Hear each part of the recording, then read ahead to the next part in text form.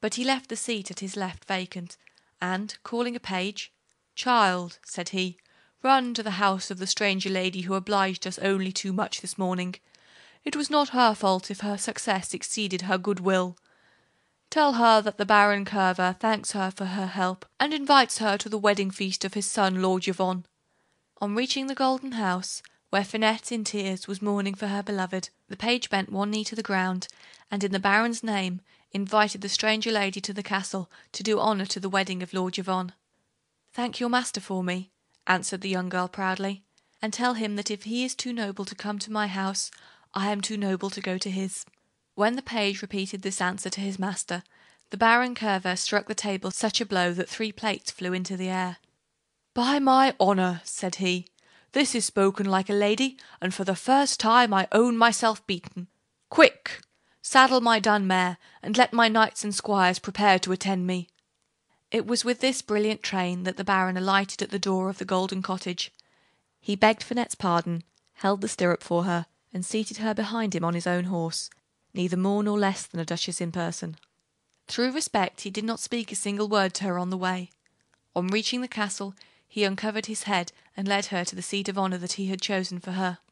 The Baron's departure had made great excitement, and his return caused still greater surprise. Everyone asked who the lady could be that the Baron treated with such respect. Judging from her costume, she was a foreigner. Could she be the Duchess of Normandy or the Queen of France? The steward, the bailiff, and the seneschal were appealed to.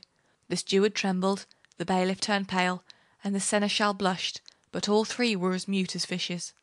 The silence of these important personages added to the general wonder. All eyes were fixed on Finette, who felt a deadly chill at her heart, for Yvon saw but did not know her.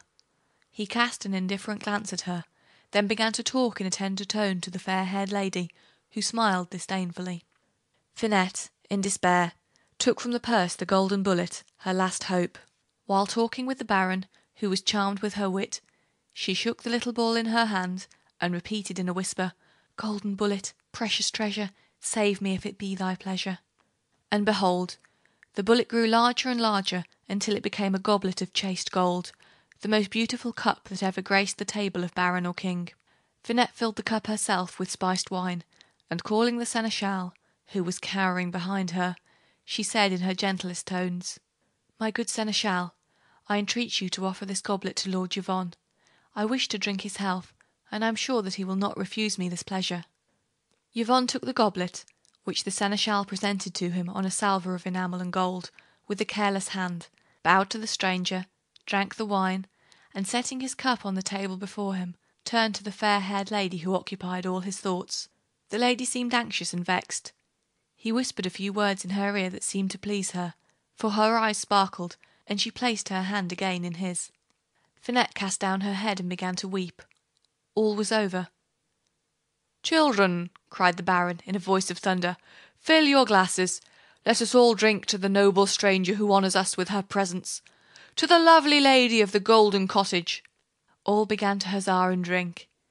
Yvon contented himself with raising his goblet to a level with his eyes. Suddenly he started and stood mute, his mouth open, and his eyes fixed like a man who has a vision. It was a vision. In the gold of the goblet, Yvon saw his past life as in a mirror, the giant pursuing him, Finette dragging him along, both embarking in the ship that saved them, both landing on the shore of Brittany, he quitting her for an instant, she weeping at his departure. Where was she? By his side, of course. What other woman than Finette could be at the side of Yvon? He turned toward the fair-haired lady, and cried out like a man treading on a serpent. Then, staggering as if he were drunk, he rose and looked around him with haggard eyes. At the sight of Finette, he clasped his trembling hands, and, dragging himself toward her, fell on his knees and exclaimed, "Finette, forgive me!" To forgive is the height of happiness. Before evening Finette was seated by the side of Yvon, both weeping and smiling. And what became of the fair-haired lady? No one knows. At the cry of Yvon she disappeared, but it was said that a wretched old hag was seen flying on a broomstick over the castle walls, chased by the dogs, and it was the common opinion among the Kervers that the fair-haired lady was none other than the witch, the godmother of the giant. I am not sure enough of the fact, however, to dare warrant it. It is always prudent to believe, without proof, that a woman may be a witch, but it is never wise to say so. What I can say, on the word of a historian, is that the feast, interrupted for a moment, went on gayer than ever. Early the next morning they went to the church, where, to the joy of his heart, Yvon married Finette, who was no longer afraid of evil spirits. After which they ate, drank, and danced for 36 hours without anyone thinking of resting. The steward's arms were a little heavy, the bailiff rubbed his back at times, and the seneschal felt a sort of weariness in his limbs.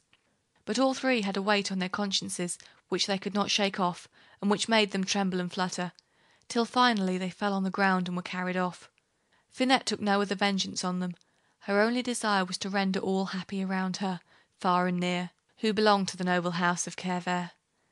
Her memory still lives in Brittany, and, among the ruins of the old castle, anyone will show you the statue of the good lady, with 5 bullets in her hand. End of Part 2 of Yvon and Finette, A Tale of Brittany. Recording by Lucy Perry, in Bath, on May 1st, 2009.